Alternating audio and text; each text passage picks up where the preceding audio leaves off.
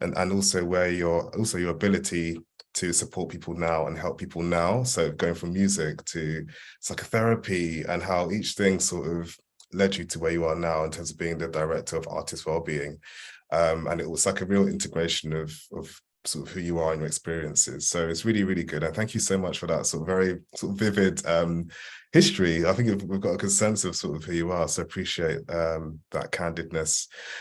So I know we have quite a lot to get through. There is got such a full packed agenda in many ways. So what I wanted to ask the audience, with the theme in mind of this year, so mental health is a human right and white matters at work, I wanted to ask the audience, what does mental health being a human right mean to you?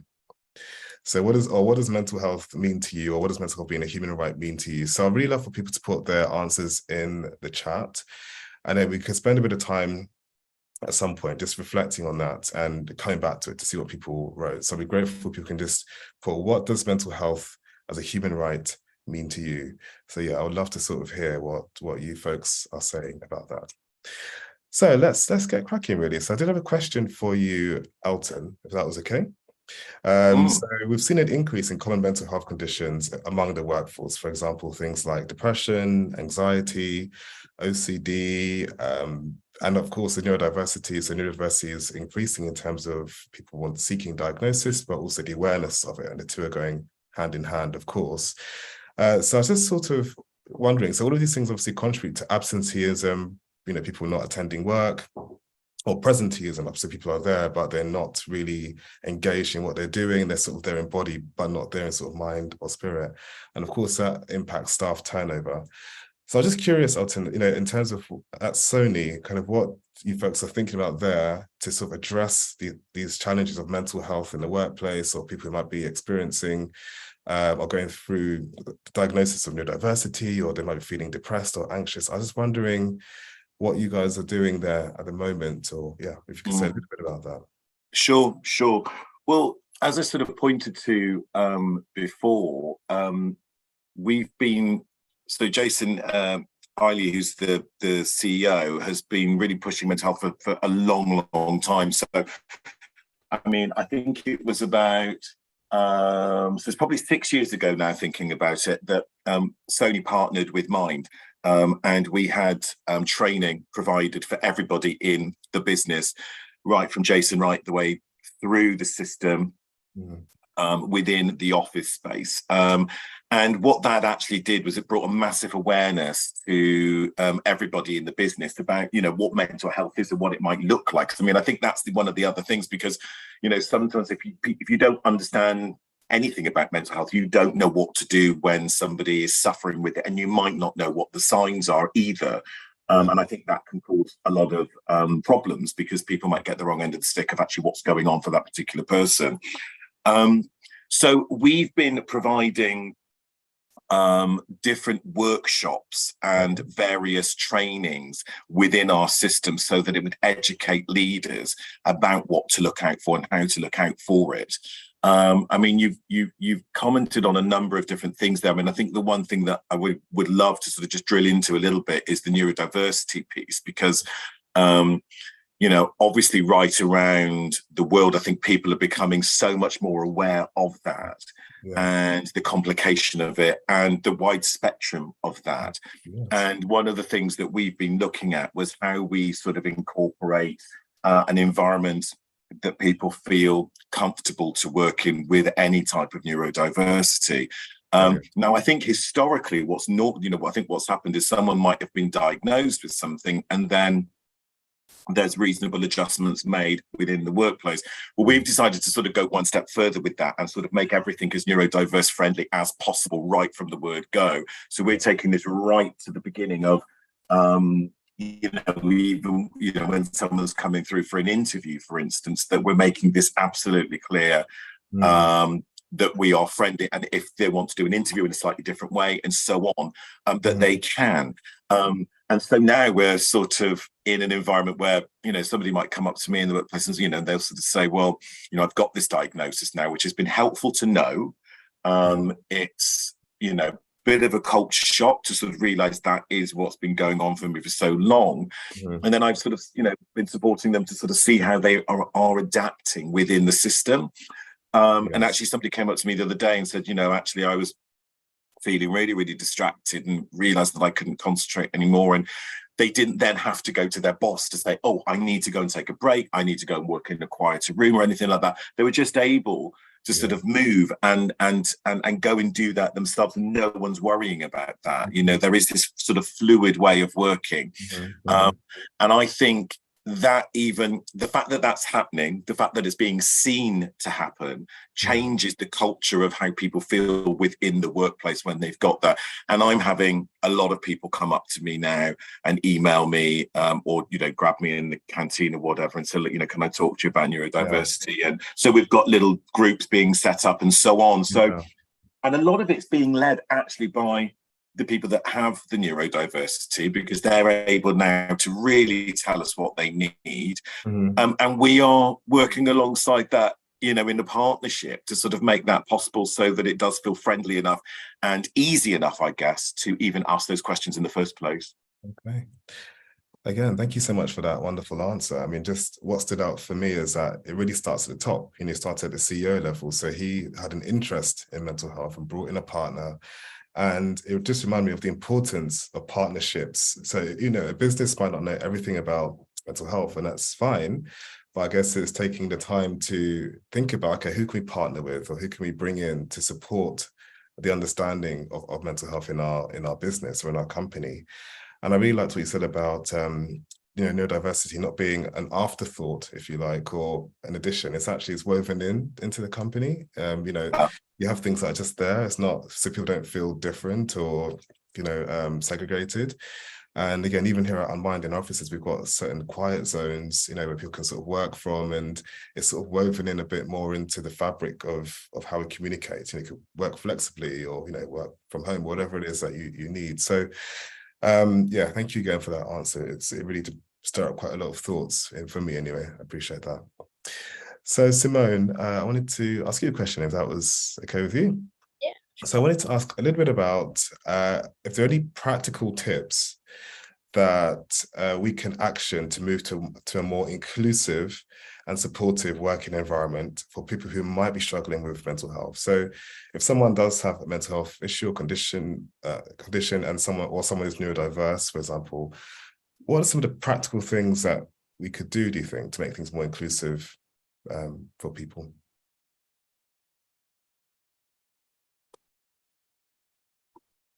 Oh, hello, Simone. Hi, Simone. If you heard that.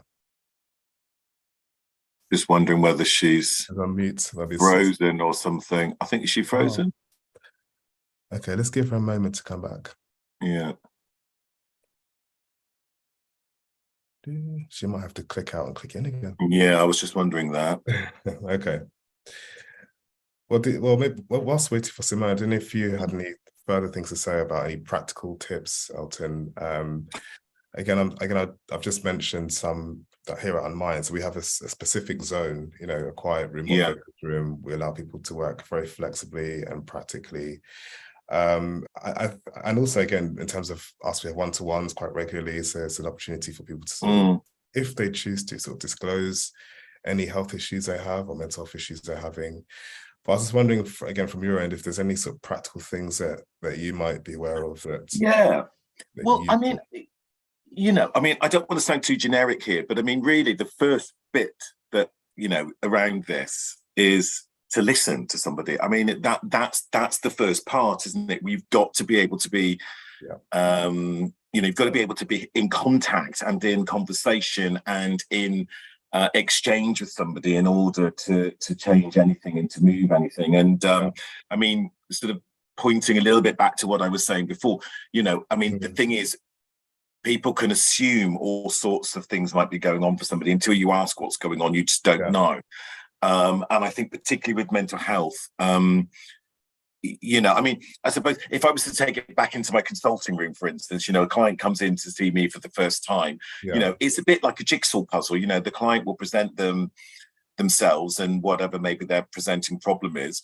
But there might be other sort of things that they sort of say. There's like little nuances or bits that they might sort of touch on, but they don't go into a great deal of detail about. But as the therapist, you know, I've heard that and I've thought about it and I'm thinking, I wonder whether there's something else going on here. And then, you know, that gives you an opportunity to explore further, to see what's going on. And I don't think in many ways it's much difference in any workplace, actually. You know, if you realize that somebody's struggling, or that you see things aren't working as well as they have done, or perhaps they're missing deadlines, or they're coming into work late, or you can see something's going on. The first part is to be able to have that conversation with them to see what's going on. Are they okay? And then I suppose after that, you know, if they do say that, you know, that they're indicating that something isn't okay for them psychologically, then it's about what next, isn't it? And I think some people with no experience of mental health can feel very spooked by that and might not know what to do. And I think other people will sort of say, right, okay, well, let's get you through to some professionals that might be able to assess and see what's going on. But really, at the very beginning, I think, Anthony, it's got to be that initial conversation, hasn't it? Because without that, you can't get anywhere else. I agree, 100%. So I think the conversation is definitely important. But I think also it's allowing people to feel safe enough, actually, to have the conversation, because some people might not feel very confident in their managers or superiors to even disclose or discuss what's going on for them. Hi, Simone. Good to have you back. I just have to run in the house and reset the router. It just bless you. Well, good to see you. I'll repeat the question just very briefly. If you had any thoughts about any practical tips as how we could any actions we could take towards moving towards an inclusive or supportive working environment for people who are struggling with mental health. Sure. I don't know where I got up to before it cut off, so sorry if I'm I didn't hear if you started. Oh, okay, fair enough. So I'll come at this from a bit of a do's and don'ts, really, and I think that's an important angle to come up with. So I think the first do for me is about the open communication, creating that culture where people can openly talk in that safe space to the people that they trust, i.e. their leader, around how they might need certain kind of maybe accommodations in the workplace, or they might need more flexible working arrangements because they need to go to, say, a therapy appointment, or they might just have one of them days where they wake up in the morning and they feel absolutely pants, and they just need a bit of flexibility to go, you know what, I'm just going to go for a walk, I'll go to the gym, walk my dog, and then I'm going to start work at 11 o'clock and it's no big deal. And I think, so that open communication bit. But don't, on the flip side of that, is when somebody discloses something to you, don't react with almost a what's wrong with you, because that is like the worst kind of, it's almost shaming the person. Just get on with it. Yeah, get on with it. What's wrong with you? Yeah, and it's like, you know, it might not be about what's wrong with them, it might be what's happened to them, or there's so many angles you could come at that with. And then I think the other thing that I would really say is, you know, if you're doing any kind of program in your organization, just please don't make sure it's not a tick box. And I think by the do of that is make sure it's role modeled from top down, and just avoid doing the whole, oh, it's Mental Health Awareness Day, so this time we care about your well-being. But you're not resourcing people properly, you're not making sure that financially they're looked after. There's so many things around that kind of do's and don'ts that you should do. So yeah, I think that's in short, and I know we've probably pushed on time after that little cut off, so I won't go on too much. Okay, thank you for that. So yeah, as you pointed out, good communication, sort of flexibility in working, very important. I think there is something about maybe some organizations and structures can be quite rigid, and then if we take someone, for example, who might have a neurodiverse condition, maybe rigidity doesn't quite work for them. For example, that someone might be autistic or ADHD, that maybe a high level of rigidity might not be work, and you're not making that person be the best that they can be, really, because we're not really adapting to their needs, or we're expecting everybody to be a particular way and to fall in line in a particular way, when actually in reality our brains don't all operate in the exact same way. There's differences among us. The crucial thing is to know your people. I think to know your people, to know when something doesn't seem right with them, to know when something changes, if behavior changes, and to then have that relationship that you can talk to them. And I think that knowing your people and knowing, what kind of structure they need, what kind of clarity they need, whether it be during change management and communications, or whether it be a one-to-one and they're better face-to-face, or they're happy to do it over Teams or even a phone call, and just really respond to people as individuals and be, human-centric, essentially. Right, human approach. Thank you for that, Simone. I just want to turn the attention very briefly to the chat. People have been posting what mental health is for them, or why it's a human right for them. So I wanted to just pick up on one or two.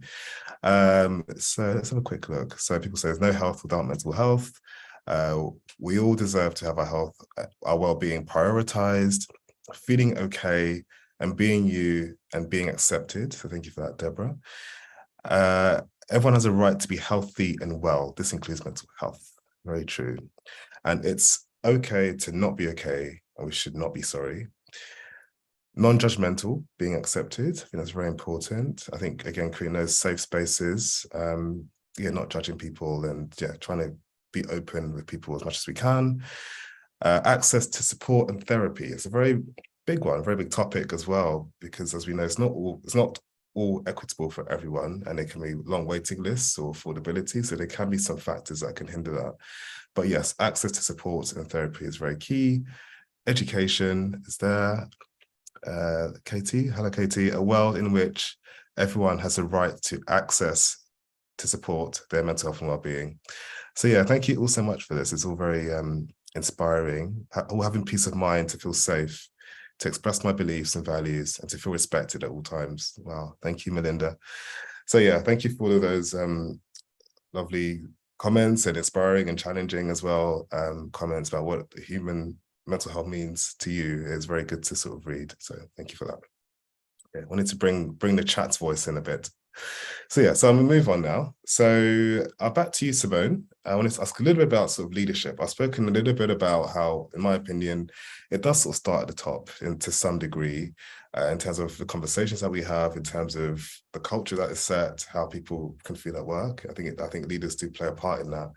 And I was wondering about what your thoughts are on the role of leaders in fostering mental well-being in the workplace. I think, it depends where you are in the organization. If you take the average kind of middle leader, for me, they are the buffer between the pressures that may come down from the top and the kind of the people on the ground. And I think for me, that middle leader at the moment is proving really, really important, because of course, there's an economic crisis. Of course, businesses are struggling. There's really tough decisions that are being made across businesses all around the world. For me, the middle leader and the leadership there comes into it of we need to do this in a way that is protecting people during this kind of maybe process. I think, the making sure that expectations are meeting in line with resourcing is the crucial one that I am seeing a massive challenge with at the moment. Expectations are coming down and people are saying, but we have reduced our team by 20%, and yet our expectations are not reduced by 20%. So there's things like that coming through. Depending on, obviously, the organisation, it could be even scrutiny from the public. There was a local council somewhere, I think it might have been Haringey, where they wanted to implement a 4-day working week to support well-being and avoid burnout.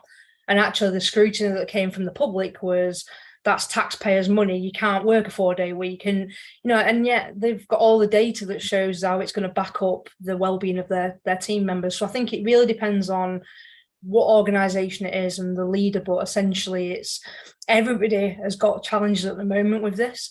And obviously, essentially we've just come out of a period where it's trauma-inducing.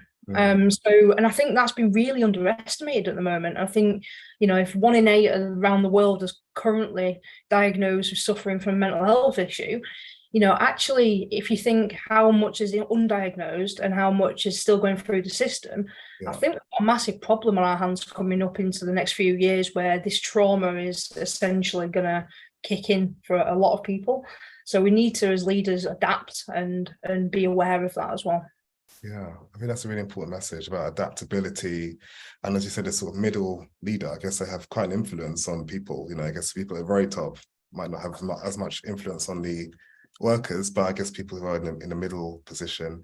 And I'm glad that you sort of brought up the issue of, I guess, the wider world around us, what's going on in the world and our societies and what's happening economically can impact and does impact on businesses and how businesses are adapting, but also how that impacts on the individuals as well who work for the businesses, as well as them being a part of the world that is might be struggling a little bit financially and things like that. So it's all important. It does all kind of weave into each other. So yeah, thanks for highlighting that. And Elton, I'll ask you a similar question. So in terms of what have you implemented at sort of Sony to make sure that leaders have a role in fostering mental well-being? I mean, I couldn't agree with what you said more. I just think particularly around the middle management stuff as well, I think it's crucial in businesses that middle managers are supported and given access to understanding mental health and the stress and strain. I mean, I think in a very broad way, the middle management role is so important, because I think if you can do that role, then you could probably do any role within the business as far up as the CEO. It's a really complex position to be in any business, I think. Right. And for instance, at Sony, I mean, I've done a whole breadth of different sorts of workshops. One of which was how to manage up and how to manage down.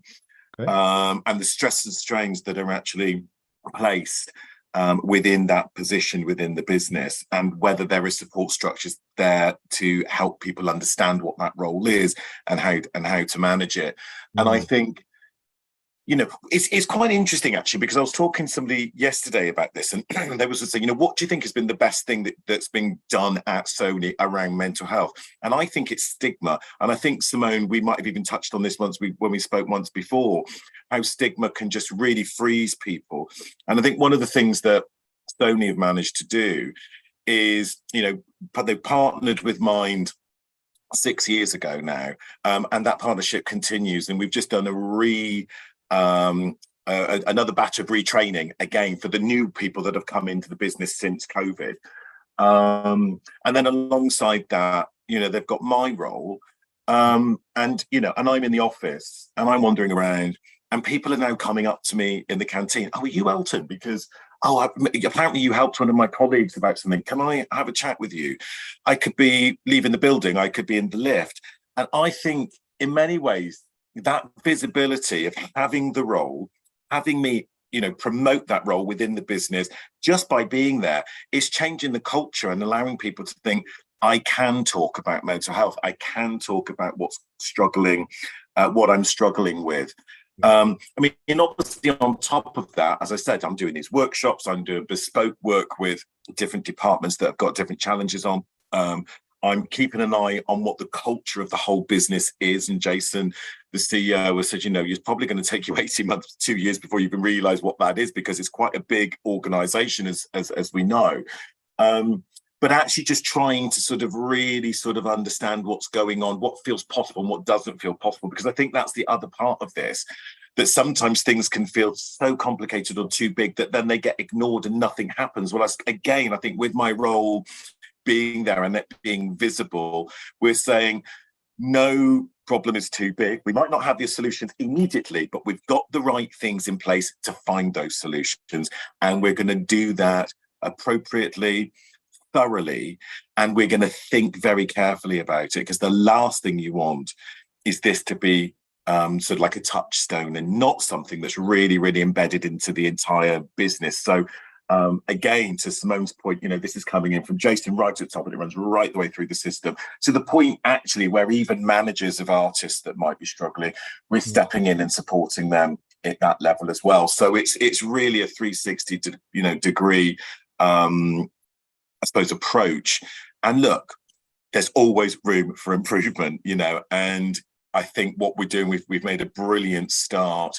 And actually, I'm sort of now thinking, what next? Where are the bits that we haven't covered, and where are the bits that we really need to focus on next? So still a work in process in many ways. Thank you for sharing that. Yeah, thank you. I guess what I was sort of hearing is that you have a real sort of strategy in place. Again, it's not just sort of quick fix type of thing. It has to sort of be woven into the Mm. business, into what you're doing. And yeah, obviously stigma is the things you're doing to sort of combat stigma as well, and actually being quite visible, having a very visible presence around. People know that can speak to you. That's really helpful. I think with stigma as well, I think, you know, things are only as stigmatizing as much as we allow them to be in some respects. So if we want to sort of not have stigma in the workplace, we have to sort of be that change and sort of have things available and, you know, have people out there and yeah, I guess just have things that are visible and not push it into the shadows, have conversations and make things normal, you know, in at least in bubbles that we are in. And Yeah. that becomes less stigmatizing, hopefully, over time. Well, I think the other thing as well, I mean, I really want to sort of just touch very, very quickly on something. I mean, because Sony UK we've got like the most diverse team. You know, it's so I think because of that, we've got so many different thoughts and feelings and personalities and people and heritages and we've got trans people, we've got gay people, we've got black people, white people, Asian people. You know, it's a massive melting pot of stuff. And then of course we've got all the artists coming in as well. And I think in many ways that sort of demands that we've got to be moving with who we are looking after, who our employees are, who our artists are, who our leaders are. And I think, you know, what we know, there's so much research into this at the moment about, you know, if you're in the music industry, you are 3 times more likely to suffer with neurodiversity, anxiety, depression. And of course, if you think about that, if you've come through the, you know, the straightforward education system and you are neurodiverse or you have depressive thoughts or whatever, you're probably not going to be excelling very well in school. So you're probably going to move towards the arts in some way. And so it kind of makes sense if you start to look at it, that there's going to be more people that are suffering in that way. And now it's the responsibility for us to think about how we support those people with those, you know, with those very specific and also very personalized needs, because one person's depression is not going to be the same as somebody else's. So it's about really getting to the origin of those things with each person. And yeah, I'm very pleased that Sony have got this very fertile place to do it, you know, because I'm lucky I'm working in an environment where saying, yes, let's support people properly. Now, you touched on a really important point there in terms of diversity in the workforce, you know, and I keep seeing this metaphor of you wouldn't want a football team with 11 strikers, you know, you need differences, you know, I don't watch football, but, you know, you need different people with different skill sets. Very briefly, Simone, I don't know if you wanted to touch on that or any thoughts you had as Elton was speaking about that before we can move on to the next segment, if you wish. No, I think, move on. I totally agree everything that Elton said there. Yeah, definitely. Fabulous. Great. Okay, let me have a quick check in the chat for any questions. Oh, if people do have questions, anything we've discussed so far, please put them in because we'll have a Q&A at the end. So in about 5 minutes time, we're running out of time. But yeah, please do put them in and then we'll have like a nice sort of hopefully a Q&A session to try to address some of the questions that you have, if that was okay. But before we move on, so I'm just aware of the time. So now we have sort of maybe 7 minutes or so before the end, well, before the end of this section, before we move on to questions. So maybe we could speak a little bit about burnout, because that seems to be an issue that's affecting workplaces and affecting businesses. And I'll just say a little bit about burnout from a psychological perspective. So I guess it's just that sort of, you know, exhaustion, not just from work, but also from caregiving in some cases. And I guess it's about that sort of, if people think about work-life balance, maybe that balance is somewhat skewed and people can feel extremely tired and they could have the emotional exhaustion, as well as a sense of disengaging and also being quite cynical about their work. So they want to sort of detach from work. And then that leads, of course, to unproductiveness and inefficiency. So I guess there's 3 things that contribute to burnout. So emotional exhaustion, disengagement, and unproductivity. So all things that we need to be effective at work. So it's not a nice feeling, you know, being quite burnt out at work. There's no end in sight, not taking enough breaks, feeling quite stressed. But I was just wondering, maybe we can ask both of you, Simone and Elton. So what pressures are senior leadership under at the moment with a focus on burnout? I don't know who wants to answer, but yeah, go ahead. I think I can start if you like. I think the pressure that I hear all the time is, where does the line get drawn between the responsibility of the employer responsibility of the manager, and then the responsibilities of the employee to then look after themselves. And I think that's an interesting point because, our organizations, I guess, can still only take mental health so far before the individual then has to go, yeah, I need further support. That whole first step is accepting. Maybe there's something here, and you guys probably talk more about this, but it's something that I do see day to day, in that people are just unsure about where the line is between, is it for my role to step in and support her? And I'm talking, I'm not talking about extreme things where organisations are treating people in a toxic culture like awfully, and they're not supporting them, they're underpaying them. I'm not talking about them extreme examples that unfortunately happen so much. I'm talking about them things of, oh, my manager may be treating me in this way, and actually it's resulting in me feeling like this. And it's then, okay, so what can the individual do? And I think as individuals in the workplace, I do think we all need to reflect as well what we can do to help ourselves as well. And if that is changing jobs, removing ourselves from the situation in the extreme form, then that's what we have to do. So I think there's an element of that as well. Okay, thank you. Elton, I don't know if you had any sort of questions, answers to the question of. Yeah, I mean, I think it's a really good and interesting question, because and I think it's really difficult to get the solution to this, but I think there is a responsibility with everybody involved. So, it's not just the employer, it's also the employee has a responsibility as well. And because of this, I think, again, there's pressure on leaders to sort of have all the answers. And actually, that's not, they're not going to have all the answers, and I think that can feel really, really heavy. And I'm actually just putting a workshop together, which I'm delivering in a few weeks' time, actually, on this specific area. And it's, where do our job roles start and stop? How do we deal with difficult and complex information that our employees might give us about their personal lives and the stresses that they're under? Where does the leaders' role start and stop at that point? How much should they be doing? I mean, I have leaders and managers coming to me. It's only quite regularly. I mean, I would probably say I get this probably at least 2 or 3 times a month. Or, I've got an employee that's come with some really, really complex home life situation, or a very difficult mental health thing. What should I be doing more? What else should I be doing? And I think to understand that line can be really complicated. And the trouble is, there's no one line that's going to fit everybody in that sense, because each situation is going to be unique. So it's got to be looked at in that unique way. Sometimes we might need to step in more. Sometimes we might need to step in less. And knowing where that place is very difficult. So the more understanding we have, then I think the better equipped people are to kind of make a judgment on what they should and what they shouldn't perhaps be doing. Yeah, thank you for that. I think you both touched on good points. I think, managers are not therapists, essentially. They're not trained therapists. But at the same time, I guess it is having those conversations, and maybe it's for them knowing, gauging how much do I step in, or how much can I refer to someone, or who can I speak to, or how can I support them, to support themselves. So I think it is finding that balance, even if it's just referring someone back to their doctor or their GP or whatever the case might be. That could be a start, or their employee wellbeing service if they have one, or whatever. Maybe it might be a signposting type of position that person could have, as well as supporting them in work, how they could make their work life a little bit better. Yeah, and on that, I think it's really important as well for people to know where the line is, to know where the boundary is, because actually they can do more harm than good if they overstep the mark. And you need professional support sometimes.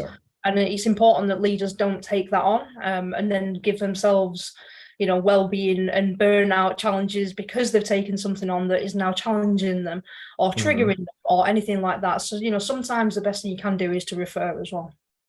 Okay, thank you. I've got one final question for you both. So what's on the horizon for workplace wellbeing?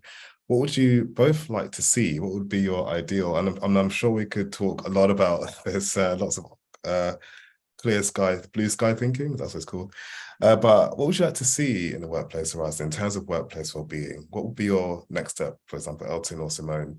What would be ideal for you? very briefly. Yeah, do you want me to go? I think for me, I would love to see the purpose of the physical office to be defined as the space that is almost a buffer of the digital world that we're in, because this isn't healthy for a human being. We know that. All the data so far, it's not healthy. So actually, I'd love it that if the office and everything that comes with that, like the commute and everything else that comes with that, became that buffer of, this is the place that I go to have almost a digital detox from that world there. I still believe in hybrid working very much, but I think we've got to get to a point where people have got a balance, and I think that's really where, from a well-being point of view, where we need to get to. I think the other thing for me as well that's crucial that we really focus on is things like resilience training. So they're the two things I would probably focus on at the moment if I was in that position. Fine, thank you. And Elton, what would you like to see next?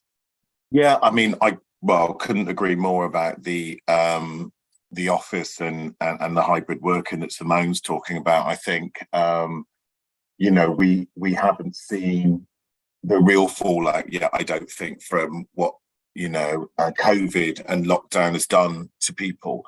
You know, and also, as we were talking before, you know, the way the world is at the moment economically, and with all of the pressures that are associated with that, I just think people's lives are just so much harder. And I think the home and work-life balance, which we've all spoken about for years and years and years, there's nothing new about it. But what is new is that we're in a very, very different place right now.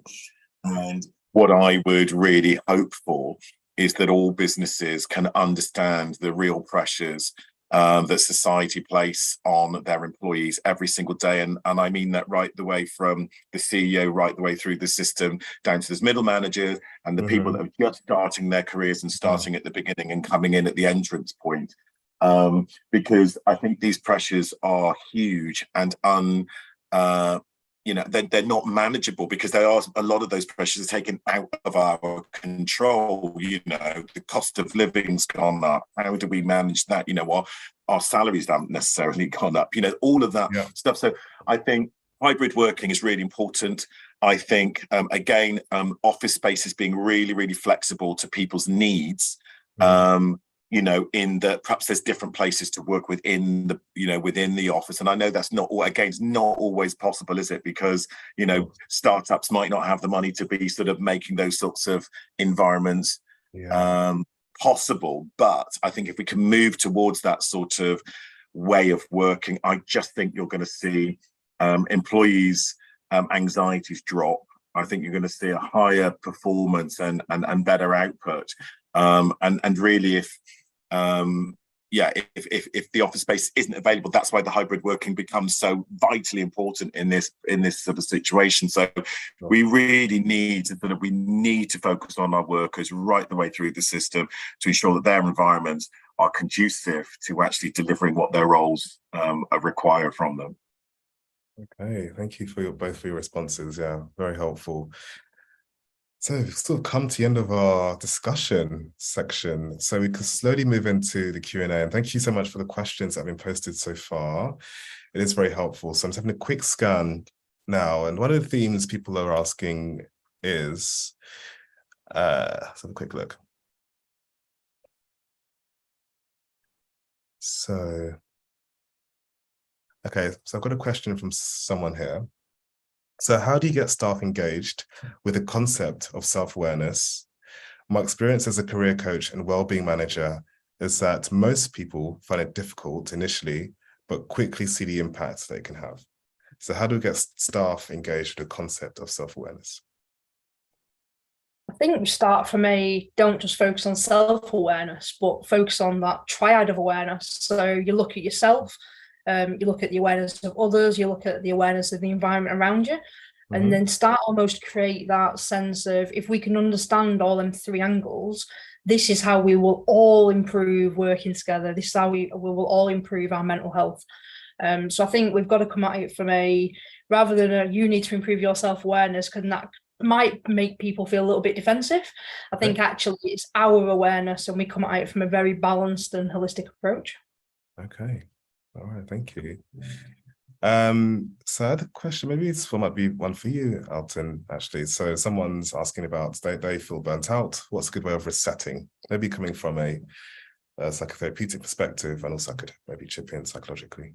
Well, I mean, and it's funny because as you said, you know, a lot of people are talking about burnout at the moment, and I think again, I mean, just sort of to touch on the sort of COVID stuff, I think actually some of the stuff what happened in COVID was that people were working even more because they were at home and they weren't traveling and they weren't breaking properly and all of that sort of stuff. I mean, I think burnout's a really interesting one because again, it's going to be unique to each person, but I think it's, you know, something about trying to sort of spot the signs of burnout, you know, before it actually gets into a situation where somebody really does need to take, you know, a considerable amount of time off, maybe in the most extreme circumstances. But, you know, some of the really simple things, you know, making sure you get enough sleep, trying to get some exercise, eating as healthily as possible, water. I mean, people just don't drink enough water, and it's remarkable what that does to our systems. Yeah. I'm consistently saying to people at work, take a morning break, take a lunch break, take an afternoon break. And I know that that's not always possible in the workplace because there are times when we are just on and we just have to be. But on those times that we're not, you need to take that break. And in fact, one of the other things that I do, and I was talking to a colleague of mine the other day about this because I was trying to book a meeting in with her. So I went into her diary and she was just literally back to back all day. And I said to her, I said, where do you break? You know, when do you have a break? Yeah. And actually, when I'm putting things in my diary, I mean, you know, I will actually decline things because if there's too many meetings in one day, I just say no, you know, because I am not a computer. I am not the internet. I am not available all the time. I just can't be because I'm a human being. And if you make yourself available all the time, then you will burn out because it's just not possible. So I think very simply taking breaks, getting as much rest as you possibly can in the first thing. I think if you suddenly find yourself in a position where you are burnt out, then I think you do need to be then turning around to your team, you know, wherever you are in the system and say, look, actually, I need to take some time out. And I think that time out needs to be quite specific. It isn't about taking a day off, you know, and just watching telly all day. I mean, that might be one way of doing it, but it might also be about, you know, going to a spa, making sure you get your hair done, whatever it is. I don't know. It's something that's actually for you, that's going to go back into you. So I think it's a very personal thing again, but these things can be avoided and we can look after ourselves a bit better. Yeah. You know, quickly on that, I remember during the pandemic when my team were very burnt out. I knew they were getting burnt out. And I looked at the diaries and it was, you know, lasagna style diary.